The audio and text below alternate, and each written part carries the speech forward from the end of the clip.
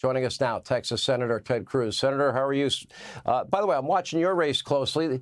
That playbook is being played down in your state of Texas.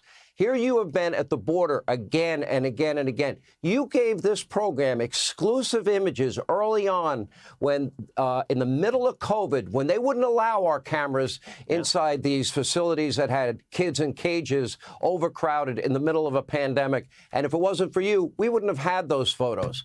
And yet they're trying to bludgeon you and lie about your record in Texas already?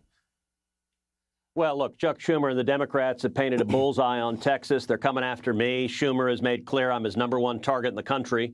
He's going to spend over $100 million trying to beat me. And so I want to encourage your viewers, go to tedcruz.org, tedcruz.org, tedcruz.org. I need your help. They're coming after me.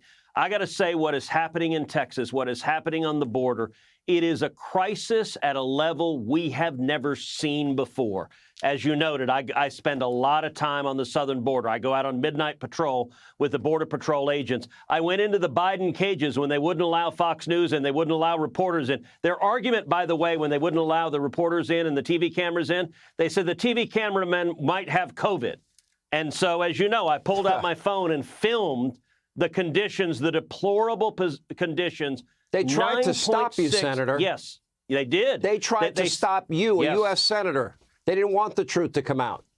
That they did not want. You cannot see what's happening there and defend it. Last year, 853 migrants died crossing illegally into this country. You cannot see the children, as I've seen many times, who've been horribly abused physically and sexually by human traffickers. You can't see the women who've been violently sexually assaulted by human traffickers. You cannot defend it. Biden's entire strategy is hope the media ignores it. And by the way, in an exercise of chutzpah, he stood up last week and said, well, the problem is the Republicans won't fund border security. What an utter lie. Joe Biden and Kamala Harris and Alejandro Mayorkas are letting illegal immigrants into this country. They've created this problem. And I'll tell you, Sean, there's an amazing phenomenon. Whatever the Democrats and the left wing accuse the other side of doing, it is what they're doing. You just showed Joe Biden giving a speech saying we must defend democracy. Mind you, at the exact same time that Democrats in Colorado and Maine are trying to prevent the voters from voting for Donald Trump, the most anti-democratic step we've seen in our lifetimes. All right. So, and the amazing thing is Mayorkas actually in the last week has blamed climate change, blamed Greg Abbott, your governor, blamed you, blamed Donald Trump for what's happening at the border. And now they're claiming, well, Congress hasn't done their job. We need comprehensive immigration reform. We didn't have this problem when Donald Trump was president. We had the Stay in Mexico policies. The walls were being built, hundreds of miles of them, and it all would have been completed by now. The border would have been secure. None of this would have happened. What is their motivation? Is their motivation to say, oh, we're the party, we're going to help you break the law? If you or I did this, we go to jail. We'll help you break the law. We'll set you up in another state. We'll give you free transportation. Maybe one day we'll give you citizenship, and we hope you remember us when you go vote. Is that their plan? So I think that's a big part of it. I think there are really three motivations at play with the Democrats. Number one, on every policy issue, they've handed the agenda over to the radical left. So on law and order, they've handed the agenda over to the radical abolish the police nuts in the Democrat Party.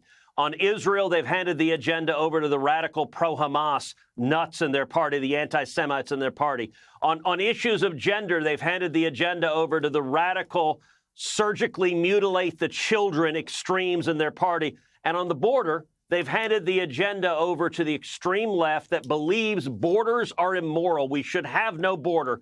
Anyone should be able to come into this country. That's who's setting the Biden administration agenda. Number two, the corporate media is utterly corrupt, so they don't report on it. If you watch Fox News, as you and I both do, you know about what's happening on the border. But if you watch CNN, there is no border crisis. ABC, CBS, NBC, nothing to see here. And number three, it's what you just said.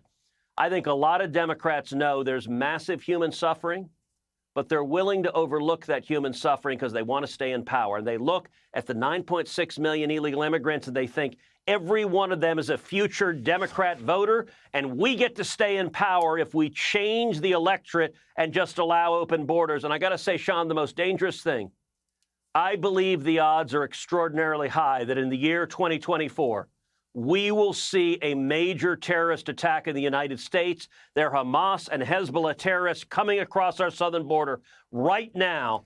And Joe Biden and the Democrats in the House and Senate, they do not care.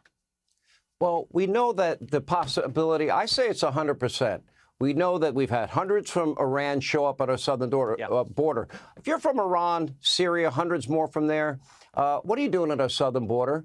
Thousands from Egypt, the home of the Muslim Brotherhood, 6,000 plus from Afghanistan, Al-Qaeda. We got over 12,000 from Russia, 26,000 from China. Now, let me be very clear, because Democrats say they're racist. They don't want people of color coming into the country. I don't care where people come.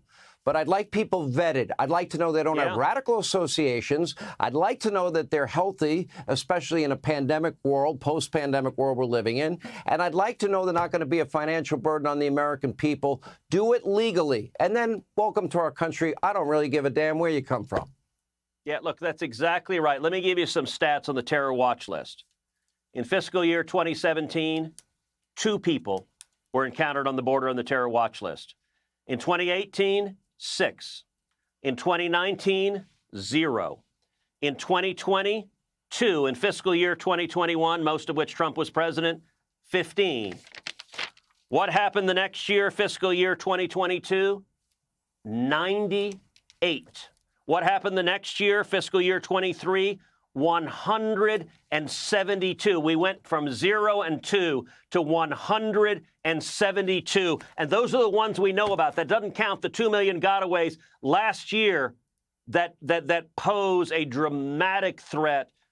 This administration is endangering the safety of every American because they do not know what terrorists are coming into this border. And they're willing to say, we want to stay in power more than we want to keep your family safe. If they allow terrorists in, and we're right, and I don't think we're wrong. I pray to God we're wrong, but I don't think we're going to be proven wrong.